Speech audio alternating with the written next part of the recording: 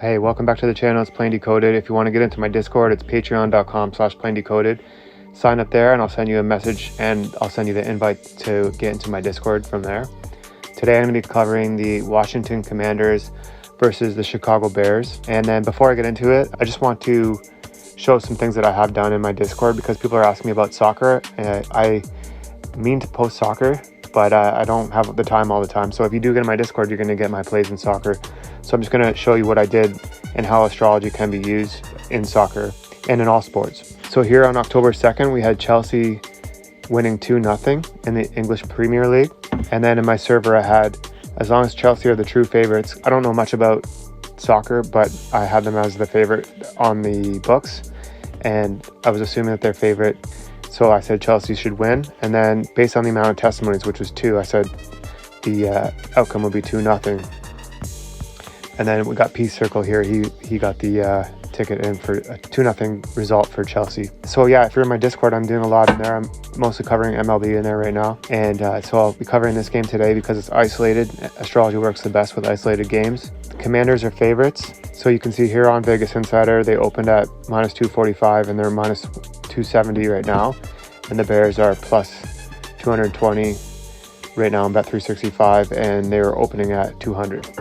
So here's the chart for the game. The game starts at 8:15 locally in Landover, Maryland, the 5th of October, 2023. And the favorite is also at home. That's a good thing for astrology when the favorite's also at home.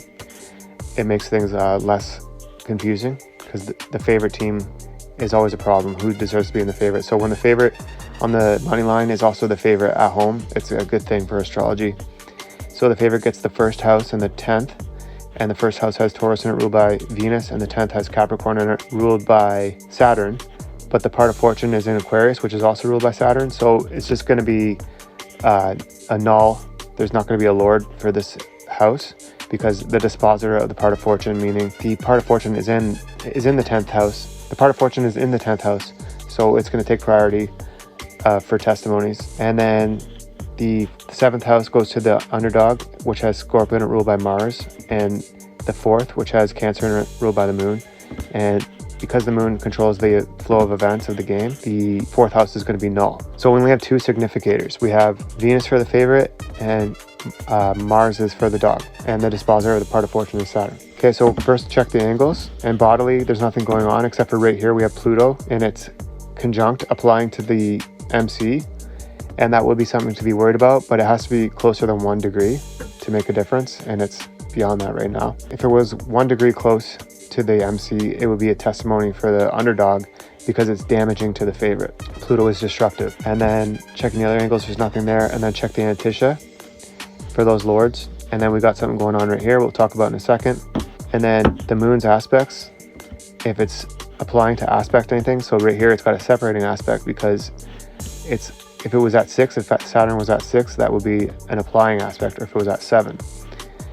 If it's beyond it, the moon is moving up, so it's going to go up to 7 next. It's way past 1. So that's nothing we have to worry about.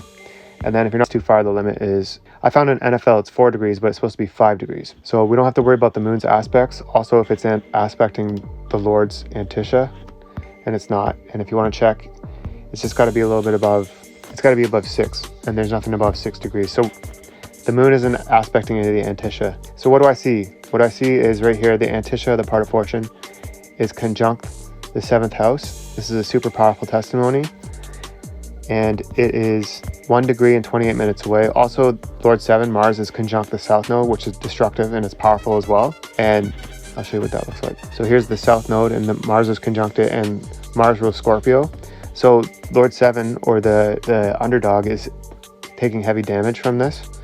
But the most powerful testimony is the Antia, the part of fortune, on the 7th house. Usually this comes through, like I see this come through 80% of the time, this testimony. I have another video that this happened in last year, and it wasn't even an isolated game. This was from a game with other concurrent games going on. It was this game here. NFL, Buccaneers at Browns, 27-11-22. The exact same aspect.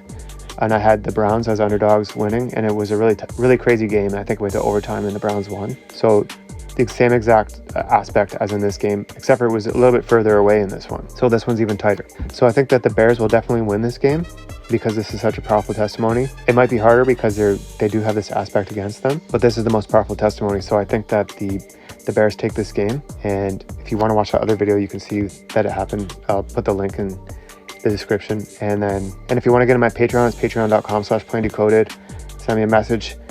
The app for Patreon is so bad. It doesn't tell you right away that I get a sign up. So just send me a message and have patience because I'll get to you at some point.